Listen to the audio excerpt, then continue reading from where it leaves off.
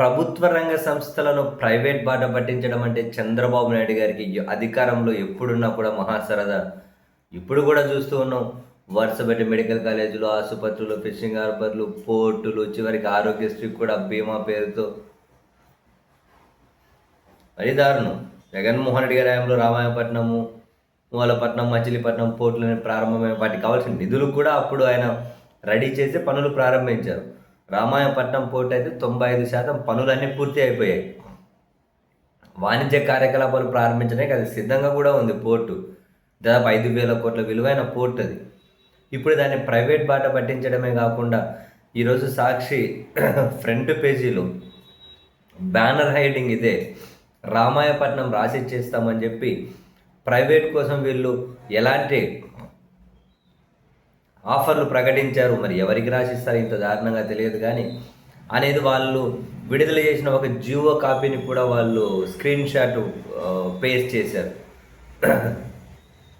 ఇది కనుక మనం చూస్తే ఆశ్చర్యం అనిపిస్తుంది. 5,000 కోట్ల విలువైన ప్రాజెక్టు 1,500 కోట్లకే ఇచ్చేస్తున్నారట.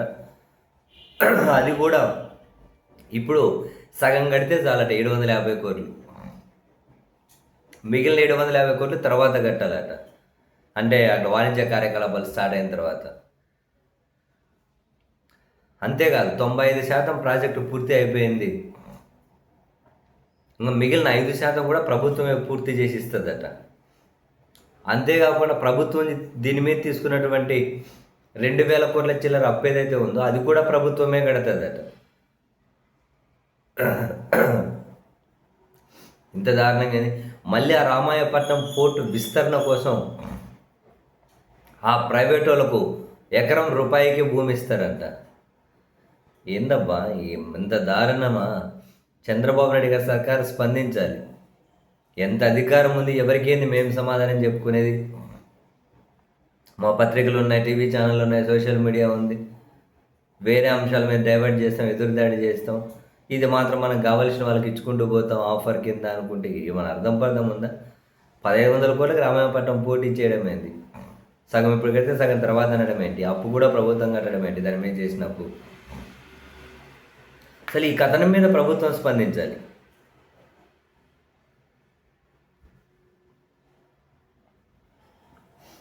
ఎంత అసలు నిజంగా అసలు ఆశ్చర్యం వేసింది.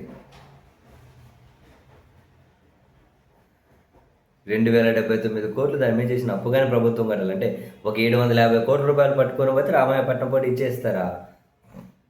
అంత భూమి, అంత రెడీ అయిన ప్రాజెక్టు కేవలం 750 కోట్లు. అరే పాసుగుల. ఇంకొక పాయింట్ కూడా, రామాయపట్నం పోర్టును 850 ఎకరాల్లో అభివృద్ధి చేసినందుకు గాను కేవలం 12% ఈక్విటీని మాత్రమే చంద్రబాబు నాయుడు గారి ప్రభుత్వం తీసుకుంటుందట. అంత తక్కువ ఈక్విటీ కలిగి ఉండడం వల్ల ఈ పోర్టుపై రాష్ట్ర ప్రభుత్వానికి ఎటువంటి యాజమాన్య హక్కులు ఉండవు.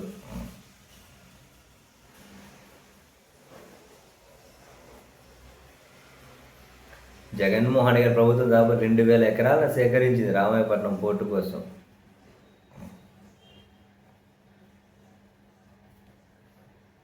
ఏం మాట్లాడుకోవాలి? ఇవన్నీ అడిగేది ఎవరు? ఇవన్నీ చర్చనే కావు జనాల మధ్య. ఇప్పుడు చంద్రబాబు నాయుడు గారికి సన్నిహితంగా ఉన్న వాళ్ళకే ఇచ్చేస్తారు కదా ఇవన్నీ. 750 కోట్లతో మొత్తం రామాయపట్నం పోటీ ఇచ్చి పడేస్తూ ఉన్నారా? దీని మీద తెచ్చిన ప్రభుత్వం తెచ్చిన అప్పే 2,079 కోట్లు అంట. అది కానీ ప్రభుత్వమే కట్టాలి. అలాంటి 750 కోట్లకి ఎట్లా ఇచ్చేస్తున్నారు? మిగతా 750 కోట్లు తర్వాత కట్టాలట.